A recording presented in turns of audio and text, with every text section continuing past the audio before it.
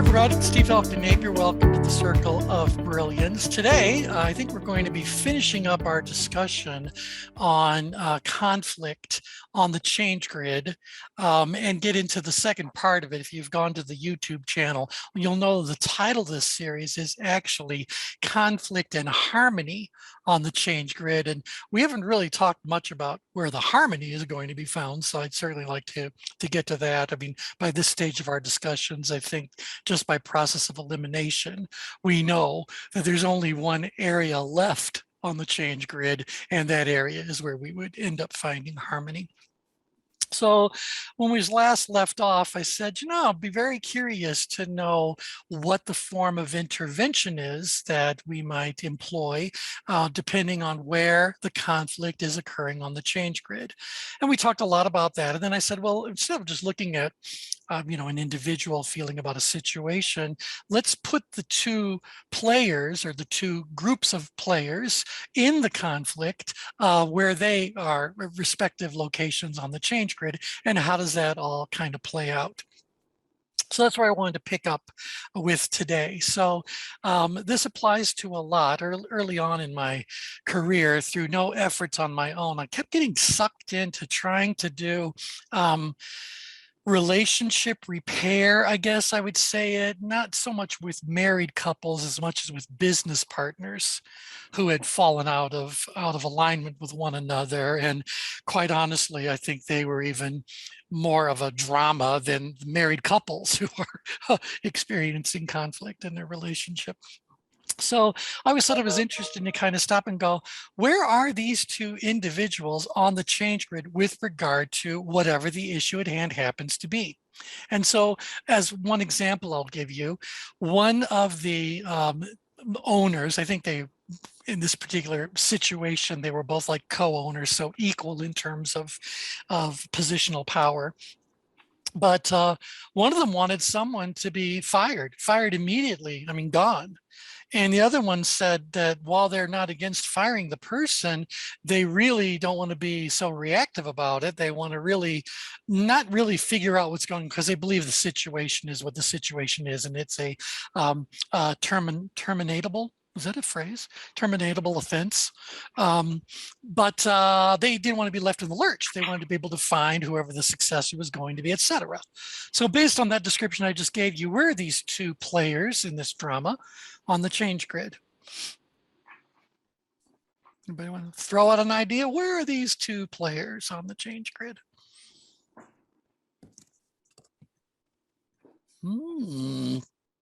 All right, so let's dissect it. We'll go one at a time. One wants the person gone and gone now. What are the possible locations on the ChangeGrid where that? Outgrid. They could be very outgrid, where they're just fed up, don't really care what the consequences may be, just get rid of this person, get rid of them now.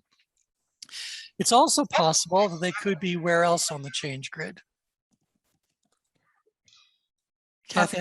Upgrid. Yeah, upgrid. Now tell us about how that would play out if that person's upgrid. Well, it's about just wanting something to happen, almost anything, just get rid of this problem and whatever it is, because I'm feeling so stressed by it. Yep. And so the difference between those two is that the person who's very far upgrid is making a highly reactive decision, as Kathy pointed out, to kind of just diminish whatever their pain is, or their feelings around whatever's going on, where the person who's outgrid is just plain determined to get rid of this person. And so what's the difference between the two? They both think there's a relatively high level of challenge involved, but they perceive themselves as having different levels of ability. So again, upgrid, get rid of this person because they're threatening me, they're threatening us, they're threatening our business, they're threatening the future. And so from that kind of fear motivator, if you will, they want to get rid of the person. Or out here, they kind of go like, nah, I don't care what the consequences are. I'm done with them. Get rid of them, whatever. So they're, again, outgrid is far more willing to take the risk. The upgrid person is trying to get away from the risk as quickly as possible. Now you got this other person involved who's kind of going like, yeah, I mean, I get it. I'm not in disagreement. This person needs to go, but we need to be a little bit more thoughtful, prudent, proactive, get our ducks in a row. Where does that sound like that might be living on the change grid? Moving in grid. They're Yeah. a bit more in grid. Now, I heard evidence in the little scenario I gave you that they still want something to happen. So I hear there's a driver energy going in as well, but they're just going like, wait. Let's just do this thoughtfully. And that's definitely what this amiable driver sounds like. Yeah. Energetically. So I think that that's what that's what the drama that's going on there. Now, we played with a few other scenarios like that last time around, but we left with one very specific scenario I kind of gave you guys as homework. And I even asked if you had any examples you might be able to share of this, but I said, what happens when you've got both parties, and let's again assume they have equal perceived positional power. Okay, so for whatever reason, they consider themselves worthy opponents, if not strong colleagues, allies who, for whatever reason, are at odds with whatever's going on right now. What do you do when you got two people that are both driven drivers and they're on opposing sides of whatever the situation happens to be? Does that feel like a very different dynamic than the one we described earlier? Yeah, that's a struggle. Yeah, tell us about the struggle. Well, they're both driven drivers, so they both want their way. They both want the outcome that they want, and it may not be aligned. May not be aligned. And so how might this conflict evolve in the way it's portrayed, demonstrated, experienced, witnessed? Yeah. Well, it would have to be negotiated because I think by a third party, unless people were able to, rationally sit down and say, okay, here is what I want to happen and why, and treat it sort of in a logical fashion in that way, and both of them are willing to step in grid just a bit to make that happen. Otherwise, that is a more likely situation for having someone like you step in, right, and help them with more of a negotiation compromise kind of model. I like that. So ultimately, we need to be able to get this discussion going so there can be this understanding of one another's perspectives, weighing out the relative merits and costs, and coming to some sort of a compromise or whatever. But I'm going to throw a little bit more into it. Do you think they're ready to do that right away, or might another kind of third-party involvement be necessary before that can even happen? I think you're going to have a third party involved. I don't see the two of these resolving their own difficulties. Yeah, but I think something else needs to happen in order to get them both in grid to the point where they can have a conversation. Exactly. And so here's kind of what I'm imagining. I'm imagining that at a certain point, this could escalate into something that becomes very loud, name calling, maybe even physical sorts of stuff. I mean, I've seen enough videos of the House of Lords arguing about something in the UK, and suddenly they're jumping at each other, and all this is like people. So I think that someone needs to step in and perhaps be ready to serve as the referee who's going to say, both of you just get into your respective corners and take a little breath here. So someone has to step up and separate the two combatants, and then give them a moment or two to calm down. And then I don't know if it's that same person or if another person comes along that says, now let's talk about this like, respectful, rational adults.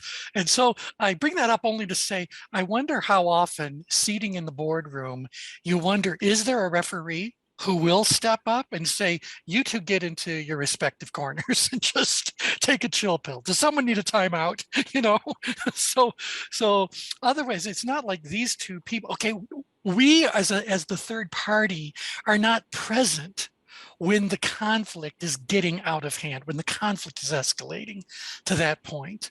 So someone had to manage the situation in that moment and then ultimately create enough openness, as Kathy was pointing out, move them in grid enough that they were even willing to entertain the involvement of a third party, um, whatever label you want to give us, mediator, moderator, whatever you want us to be.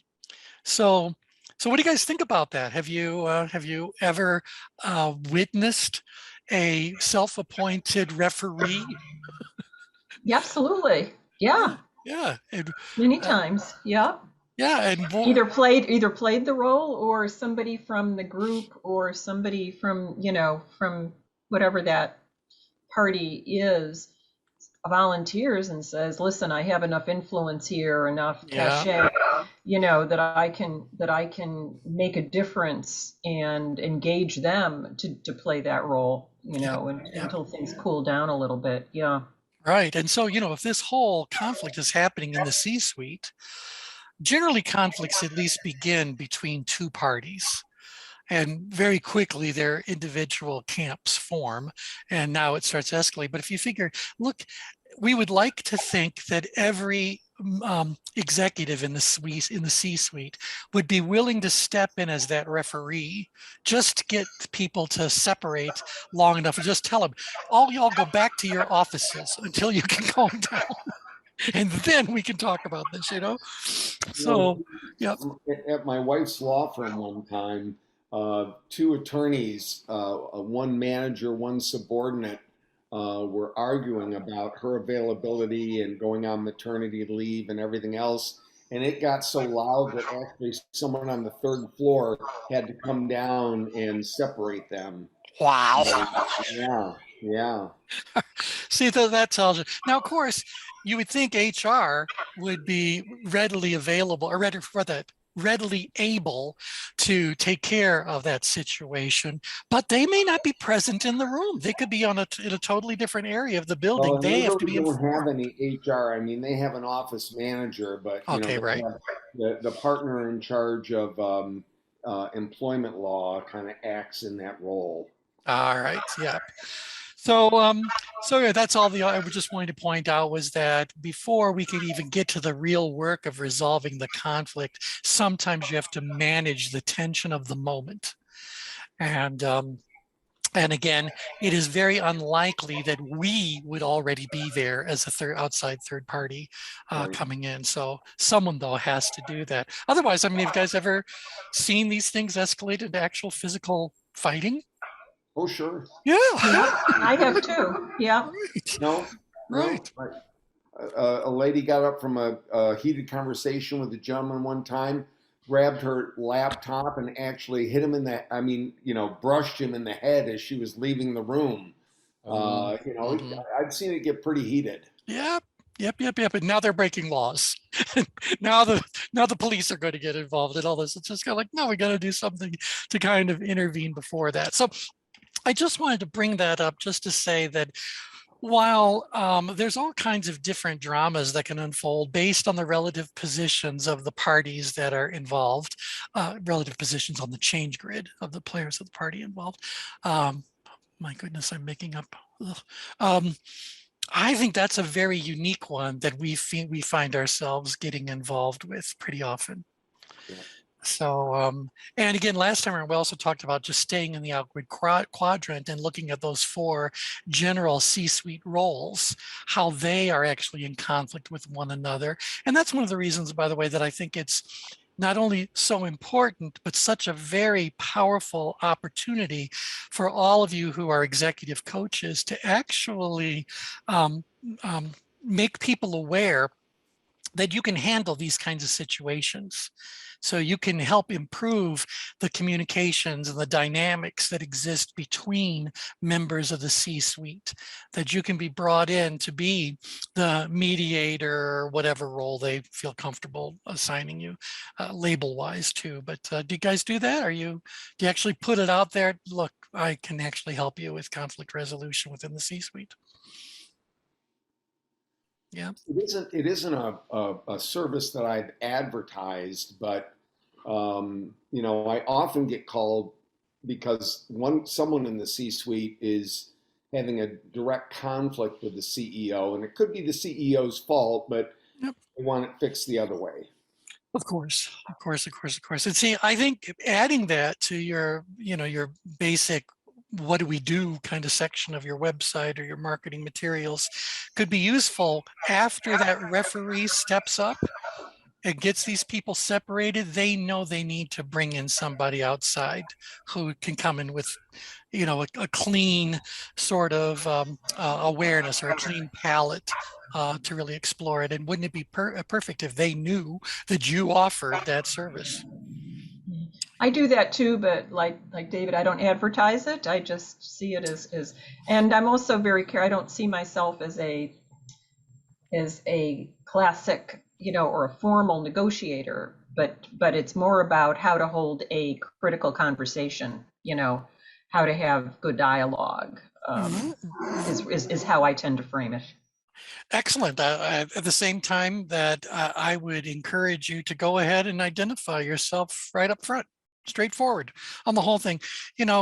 Just because someone has gone through some sort of formal training on negotiations or mediation or whatever, that doesn't necessarily mean that all of you aren't already fully versed in those sorts of things and actually have capabilities beyond what they might be learning. Again, you guys are certified tension managers. This whole situation we've just talked about is more about tension management than it is about anything else. So I say put it in the front window.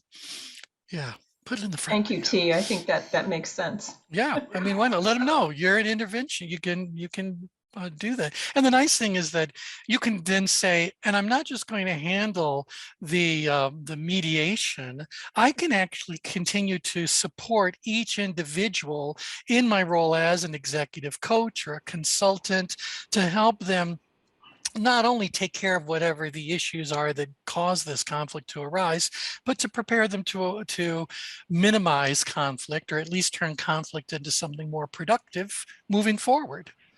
So, because obviously for this to have escalated to the point we've been describing, is there a lack of emotional intelligence? Does somebody have an anger management problem? Do we need to talk about boundaries inside of the way people in a team get to talk to one another? I mean, there's some missing basics. Core that values. Right, exactly, exactly. And so I think that you guys come in as more than just being like let's plug them in to take care of this issue and then they'll be on their way. No, you'll come in, do whatever is needed in that moment, and then you can see it through all the way to again, eliminating the future, the problem from happening in the future.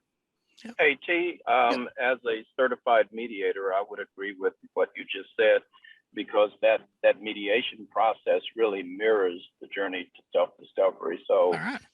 as certified tension specialists, you could really leverage that to Yep. get to resolution. There you go. There you go. There you go. There you go. So, yeah. All right. Are there any other locations on the ChangeGrid that you think would be interesting conflicts to look at? Yeah, both in grid.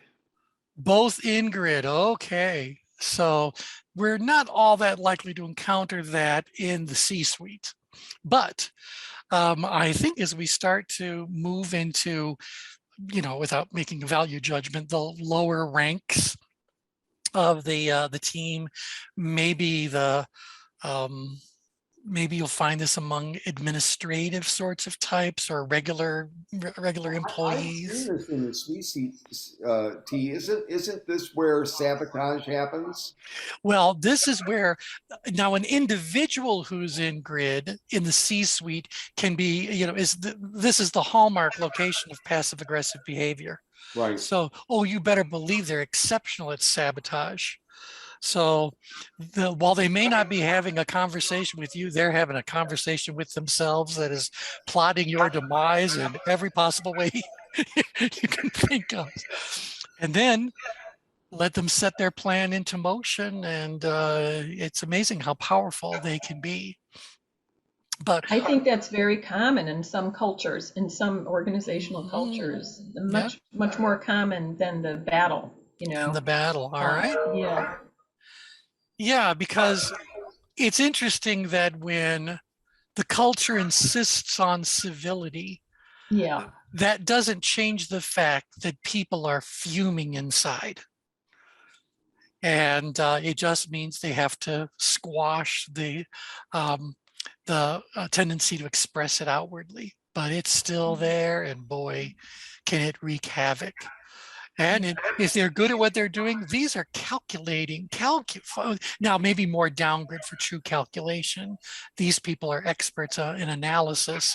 So if you get someone from the in-grid side of things to join forces with someone on the downgrid side of things, you better believe there are plans that have been all mapped out, and we've seen those movies. So, yeah. yep.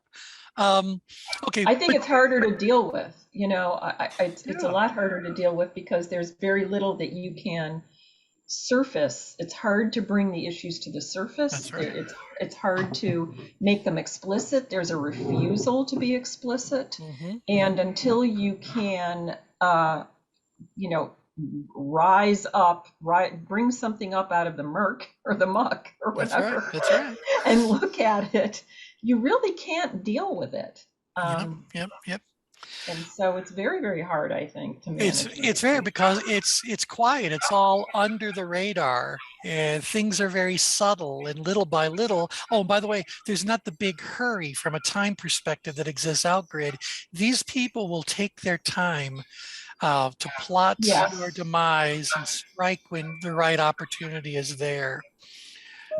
So I'm reminded of an episode of Star Trek where there is a society, and in this society there have been all sorts of feuds going on between families and bloodlines forever and then some. And pretty much their world is now ruled by this one faction, because they believe they've pretty much wiped out the other faction. Well, this one individual, you don't find out till the end how it's all come together, but this one individual has slowly but surely worked their way into kind of a service sort of a position. And then from the service position, they moved into being a bit more of a trusted sort of servant, up to being an ally, that things are being trained, up to finally being the person's right hand thing. And the thing is that this individual had been genetically engineered. Imagine how long that genetically engineered, that if all she did was touch a member of that other clan, they would die. And that's all she's got to do, just touch them, and they'll die. But she needed to get close enough to touch, and her whole life had been absolutely devoted to it. To me, that is this very quiet, subtle, in-grid assassin, just waiting for the right time, the right moment. Uh, T, closer to the real world, and I think that's a beautiful example. Closer to the real world, I cannot remember the name of the series, but it was the one with Kevin Spacey where he plays the president. Um, oh yeah, it's all about American politics, and yeah, yeah, yeah. there was a British Yeah, version House of of it, Cards. House of Cards, that House was of Cards. brilliant, absolutely brilliant. Mhm. And to me, those those political scenarios displayed this activity Mhm. probably better Very, than very, anything I've ever seen. yeah, Yeah. very meaningful way in real life experience. And so I guess the point is they're not to be trifled with. Now, if you've got two of them that are at odds with one another and they're both in grid, that's a little different kind of a dynamic. Things get very catty when you find two in-grid individuals at odds with one another. So lots of snide remarks being made, probably a lot of positioning of mutual friends or whatever against one another, rumor mill, that sort of stuff would be something we'd expect to encounter in two people that are both in grid and at odds with one another. And I guess we might as well just finish it all off with, you got two people that are down grid. So what do you do when you get two people that are really analytical analyticals, very high levels of ability, low perceived level of challenge, and they're at odds with one another? Yeah, picture the problem- academic scenario. It's an academic scenario. David, what were you saying? I said the problem keeps getting redefined. Yeah, because yeah, yeah, it's like a battle of research. It's a battle of documentation. It's a battle of who can we quote, facts and all that. And so one would make the case that their conflict tends to be a little bit more, as Kathy said, academic, a little bit more, what's the word? It's more like a battle of wits, a battle of command of the knowledge. Maybe this is where real debates come across as the way of doing things, but they're definitely at odds with one another, but they don't have the physical energy to actually fight. Although I've seen a couple of academic situations that escalated, but yeah, but by and large, they want to fight based on facts, figures, principles, research, cases to be made, etc. Sometimes I wonder if good attorneys aren't actually not necessarily downgrid in the downgrid danger zone, but they're downgrid. They have a strong command of what it is that's going on in a particular case. And their mistake is underestimating their opponent. But they're not going to build the kind of case that needs to be built if they're just outgrid, right? No. They need to be downgrid and do their homework. That's why you go into a good old style law office. And it was these massive collections of books that I'm sure they paid thousands upon thousands of dollars for, lining their walls all about case law and case history and all that. Now I imagine that's all on the internet and someone's charging And for they it. still have all those books. Yeah, because what else are they going to put on their walls that distinguish this from any other profession? But, I get it. But maybe this is where they're really doing their pre what do I say Litigation. pre-trial day. Right. This is down here where they're arguing and doing mock trials or all that sort of stuff. So you get two of them together on different points of view, and both of them are like, build that case, build that case, build that case, and then it's showtime. Let's get an audience and let them vote what's going on. So anyway, the bottom line point is there that there's all kinds of different combinations that give rise to conflict, and we need to know the positions of the individuals involved in that conflict so that we can better understand what's happening at the core of that of that conflict, that which is not content, I think. And once we kind of understand this, where are they and what might that tell us, then we can say, what's the actual content of this issue? What are they fighting about? And again, as we said a couple of times in the series, we said that very often at a certain point in time, people have abandoned talking about the issue itself. And now they've just started to talk about how you always do this and you never listen to blah, blah. It's suddenly we're not talking about the issue anymore. We're talking about how we've handled issues in the past and all the unresolved feelings attached to that sort of a dynamic. Yep. Okay. So with all that now said, the question becomes, where does harmony exist on the change grid? Center. The center of the change grid is where we're going to find harmony. Now, I think it's important to make the distinction between someone who is just casually passing through the center of the change grid on their way from and to elsewhere, versus someone who says, no, I'm going to make a deliberate, conscious choice to move myself to the center so that I can separate myself. Now they really are doing that idea about practicing the art of caring detachment from what's going on. And so can you guys feel there's a difference between just happenstance passing through the center and Sure. actually using it as a role? So harmony, if I've got a whole bunch, experience. yeah. So if I've got a whole bunch of people who are just coincidentally at the center of the change grid, do you expect to encounter much, if any, conflict, or No. no? Would you say they're in harmony with one another, or there's More likely to be than anywhere else. yeah, and I don't even know that they would recognize it as harmony. Yeah, it may not necessarily be harmony. They just might happen to be in a similar space. I don't think it becomes harmony until there's a consciousness of the group. Okay. Does that Yeah. make sense? Well, it does, because I'm kind of thinking like, all right, when I go, but do you guys remember the days when we used to go to theaters and concerts and actually sit close to one another? Do you remember those days? It's been like a year and a half, I think, since any of that. Well, we're sitting in an audience very close to all kinds of other people.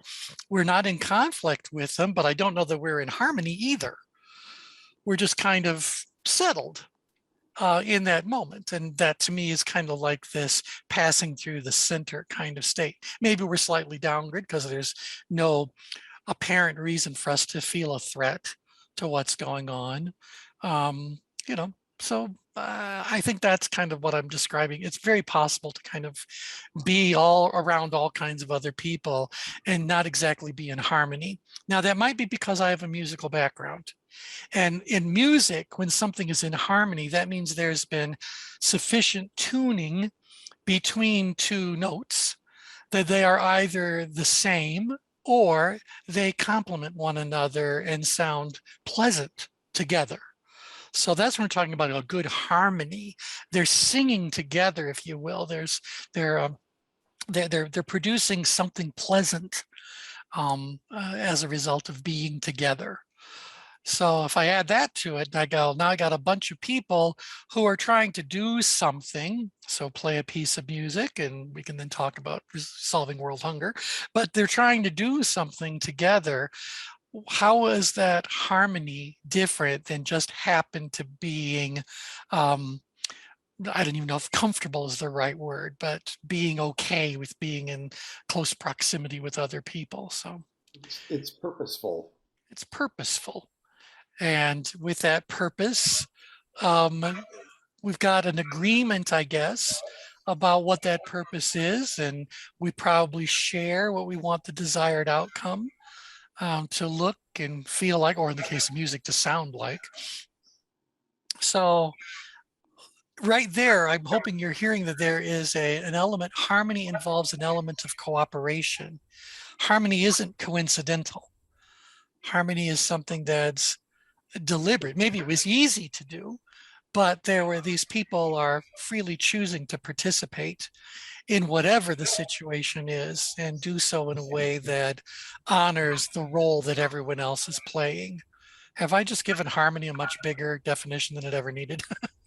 No, I think that's what I was saying originally, that there's a consciousness, there's a group Yes. consciousness about it. There's a sense of where you fit and who you are in that process. It isn't just a happenstance.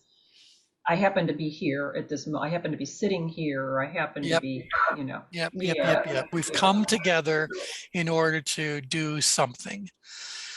Now, again, this happens, I mean, certainly it happens at the exact center of the change grid, but I'm thinking it happens inside of the green circle pretty readily, as long as people are there, again, conscientiously, deliberately, etc. Might they have elements that need to be worked out? It may not have risen to the definition of conflict as we've been illustrating it up to now, but might they have issues that need to be explored, sorted through, figured out? Yeah. absolutely. So what's the difference? They still may need someone to help them. They could probably work together and resolve the issues themselves, but why is it something? Go ahead. I see us as being in the green circle. You do or don't? I do. Yeah. Yeah. When we're doing our best work, we may not enter the situation from the center, but we want to move ourselves and everybody This inside the group green circle. is operating within the green circle. Yeah. Yep. You're absolutely right. As long as they're inside of the green circle, I mean, look what people inside of the green circle are saying. about their ability. They're saying they've got a decent, moderate level of ability, but do they all at the same time recognize there are things they don't know, things they need to learn or could learn, or skills they could seek out from others or develop within themselves? But I Yeah. think your clients can also be, you can also have a group of clients within the green circle who recognize that they might need some help moving, getting into a power Mhm. position in order to activate their purpose. Does that make sense? Well, absolutely, because then I think what they're doing is they're hiring us to help support them as they move from mid-grid into this out-grid place where, between the green circle and the red circle, this is where life is lived all the way around. So we've prepared them. They're ready now. Now we want to be able to guide them and support them as they start to become more out-grid, more engaged, executing on what's going on. And we need to be fully aware that there may be individuals or situations where we need to move them back in grid for just a little while, move them back to the center, rebuild, recharge, let them go again, etc. Thoughts about that, anyone? Oh, I would agree. Yep. So that's what Yeah. we do. I mean, it's not too often that, why else do people hire us? They might hire us to take an upgrade situation and calm it down, but they didn't just want to calm it down. They wanted to then calm it down and then turn it into something productive. Or if they got a bunch of people that are too far down grid, um, all this untapped potential, they hire us to move people back into the game and go do something. So raise their level of energy and get them a little bit more productive, a little more engaged. So we're always either moving people. Ultimately, with rare exception, we are hired to move people down and out, up and out, or just plain out. Now, those of you that are on the call that are clinical psychologists or variations along the counselor mode, you may very well be hired because someone needs to be just brought out of whatever that stress response is, or brought out of their extreme outgrid behavior, or brought up from their apathy, or try to give them a little bit more um, um, assertiveness or whatever, help them step out and take charge of what's going on. So you may spend more of your time moving them into this healthy mid-grid kind of area inside the green circle. But after you've accomplished that, I wonder how often you then move on to, okay, now that you're in a much better place, what are we working on next? Or what do you need to do? What are you trying to accomplish? I'm starting to hear a little bit of an outgrid element come into play, even if it's still in the green circle, but it's still, you can be slightly outgrid. Does that resonate for those of you that are on the therapeutic side of things? Yeah. Yep. Okay, so again, that's what I'm just saying, like harmony tends to exist when we are in the center area of the change grid.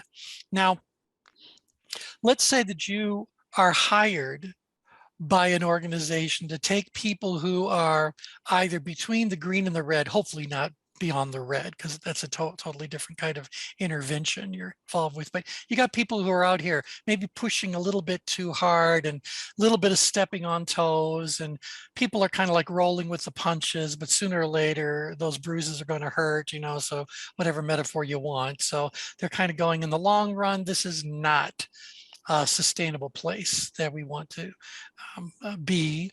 And while it's fine that we've accomplished things, now I'm wiggling around downgrid, accomplished things, figured things out, even mastered certain things, we don't want to rest on our laurels. We want to always be getting our people moving to the next level, etc. So,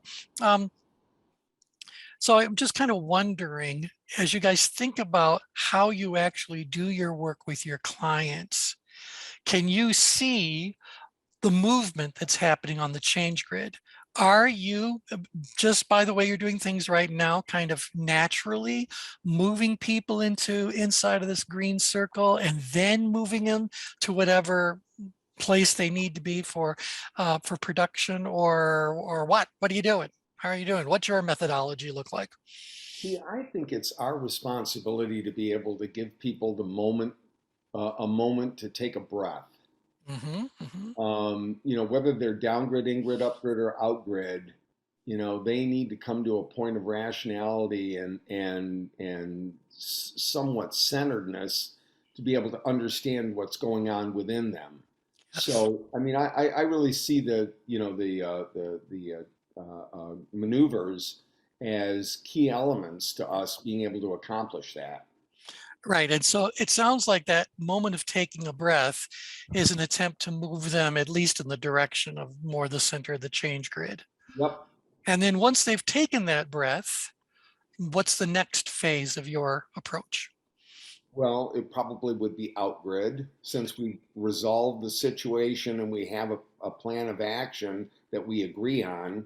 Now is time to engage. Yep. And so again, it's still, generally speaking, we're hired by businesses to help them accomplish whatever their business objectives are. And no doubt those business objectives involve an outgrid movement. Um, Maybe they're slightly downgrid if it tend to be more of a technical kind of a thing. Maybe if they're trying to solve a problem, really work on a puzzle. Like for example, when the vaccines were being developed, I promise you people that were upgrade were not going to do a good job of coming up with a vaccine. And people with that are too far outgrid might be pushing it too far. And while we were all, you know, an obvious hurry for obvious reasons to do something, maybe we needed to just say, now, yes, this is all going on. So give them this nice centered spot and then say, now go and do what you do best. And, you know, don't lose the side of the prize, but, you know, anyways, that sort of thing is like maybe we needed to have more of an expressive, analytical. This is where true creativity lives on the change grid. Yeah. Okay. We've talked about creativity before, I think, many times. So, yeah. Yep. Yep. Yep. So Yeah. T, for my work in the field of diversity, equity, and inclusion, folks are generally all over the place. And similarly to what David just mentioned, um, the methodology, at least for me, is to get them in the green circle and then move them outward. There's a significant population of folks who come into the work very much downgrid. Yep. And then there's a smaller group that's in the danger zone outgrid. Yeah. Yep. But if we work towards getting folks in that center where the shared values are, and then try to get them towards action. Exactly. And what you've mentioned there about shared values is very much in line with this whole idea about we got to find common ground. If there's some sort of any kind of a conflict, you're talking about diversity and inclusion and all the kinds of conflicts that have historically happened, continue to happen, and may very well be part of reality for the foreseeable sort of future. Sooner or later, we'll have to say that amongst our differences, we can also find plenty of overlaps. And we can find plenty of things we have in common. And if we can do that, that's kind of an exercise to move people to the center. I kind of think of it this way, moving people to the center does something for each of the extremes.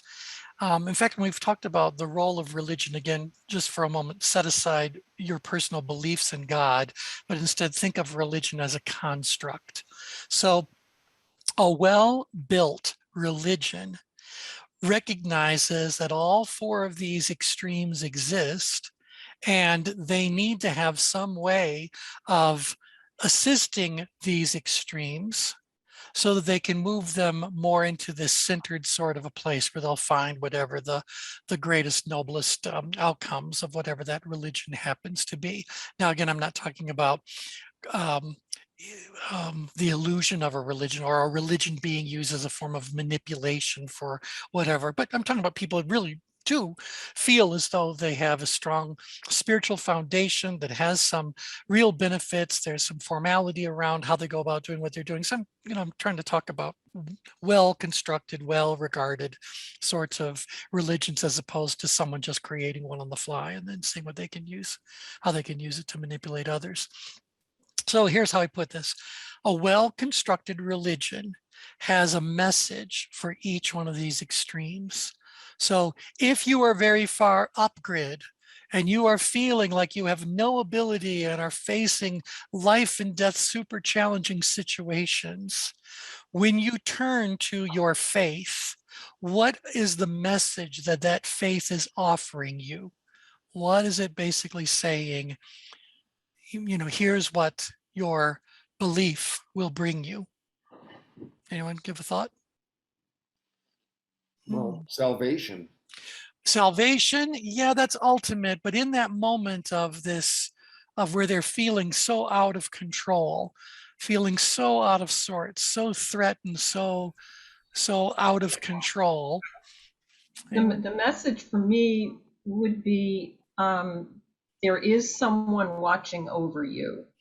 And that should give you, with your best interests in mind. And if you can accept that or feel that or see that, it can bring you to the center. okay, so I'm going to throw some words out there and tell me if these would resonate with the dynamic you've just described.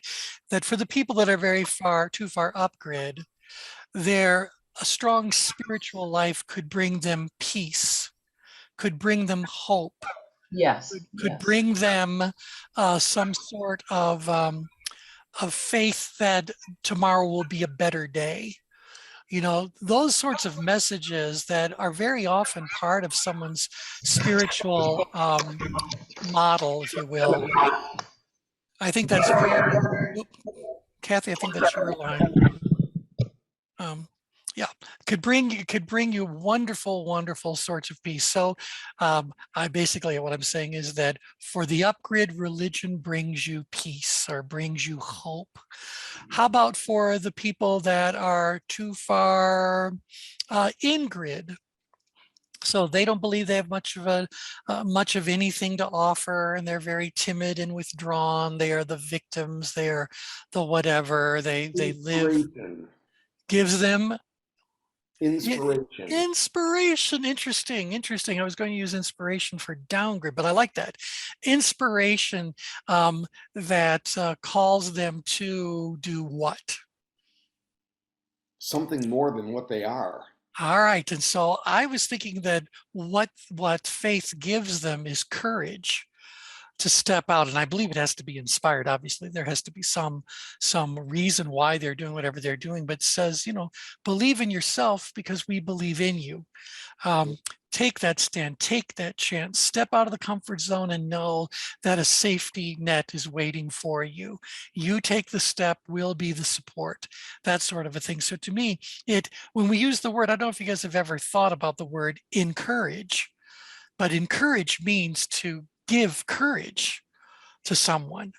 So as opposed to just going like, yeah, no, there's a genuine, you are activating a certain level of courage in that person to step out of that. So in that case, the message for this conflict is that by moving by moving the direction we want you to go, moving to the center, in their case, moving out grid, find that courage. That courage will help you deal with whatever the conflicts are.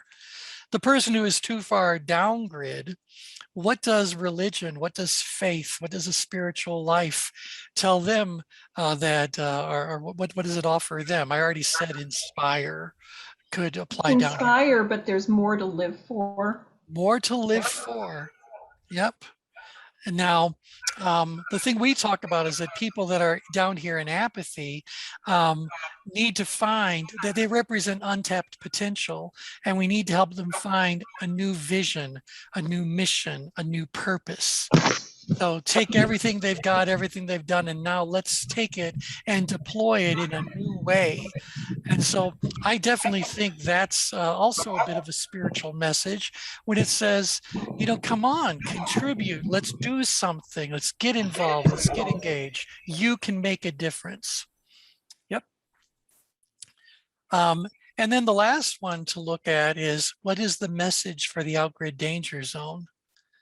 So far, I'm either offering you hope, courage, purpose, and what does the person in the outgrid danger zone need?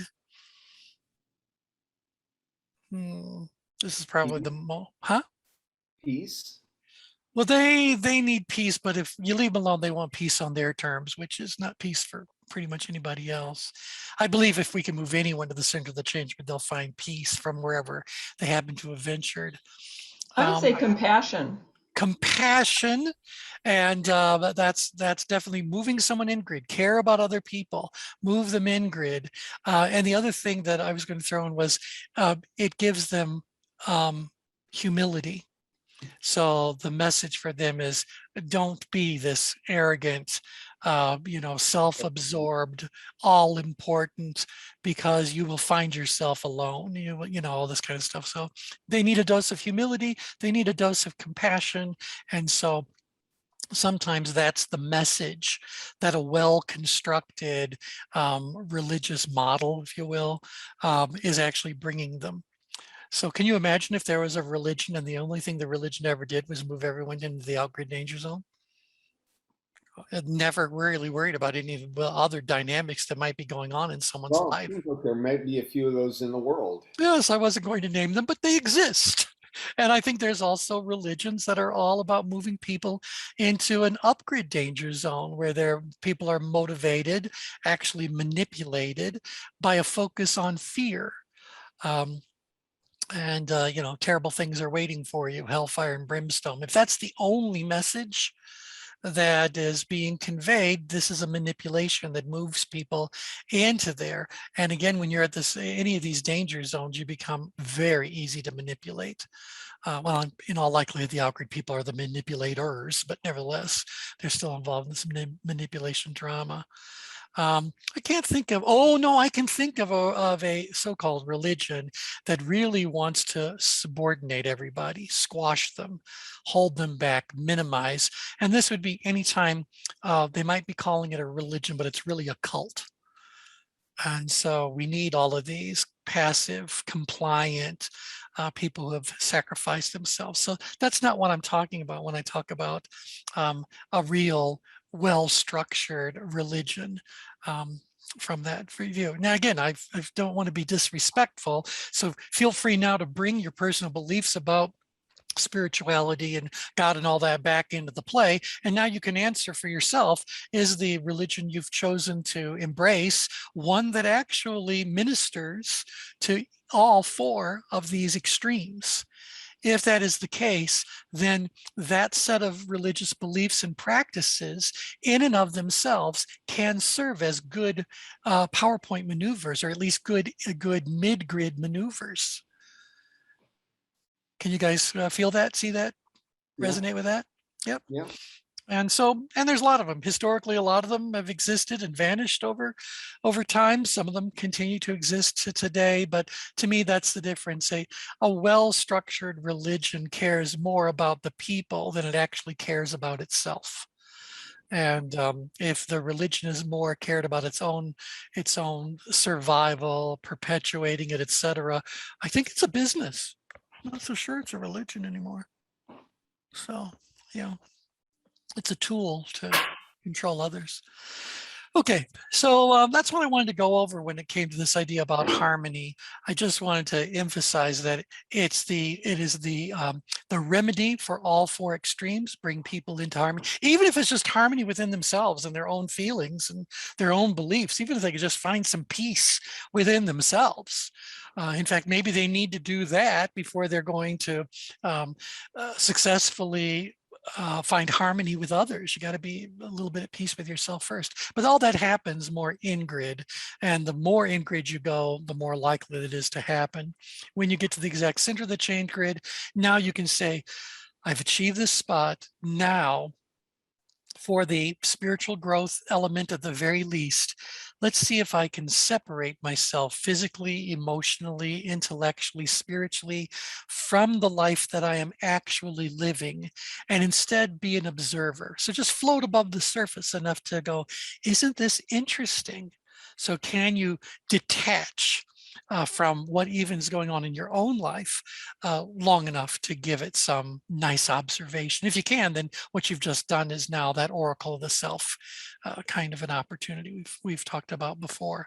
And then the last thing, just as a reminder, is that true harmony requires an agreement between people of some sort, whether it is explicit or implicit, whether it's just a knowing that everyone is on the same page. There has to be this kind of dynamic going on in order to have the level of respect and the level of honoring that is required for everyone to speak whatever it is they need to speak in the conflicts, such as they are. I don't know if they're even conflicts anymore, if they're just questions to be pursued, but that's where this happens. This is the spot for that.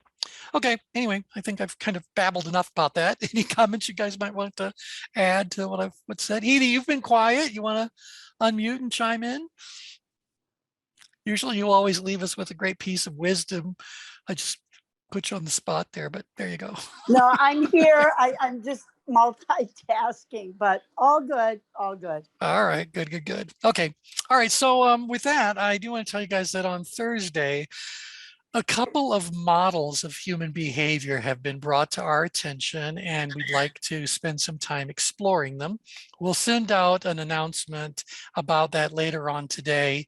In fact, Edie, if you'll unmute again, what's the name of the one where we got, is it Gregoric? Is it one about, yeah. Anthony Gregoric, and he was at Yale way back, and it was the mind styles that made him famous. Yep. Okay, good. Because here's the thing, it's like, my exposure to it, someone has said what it is, it's a personality test.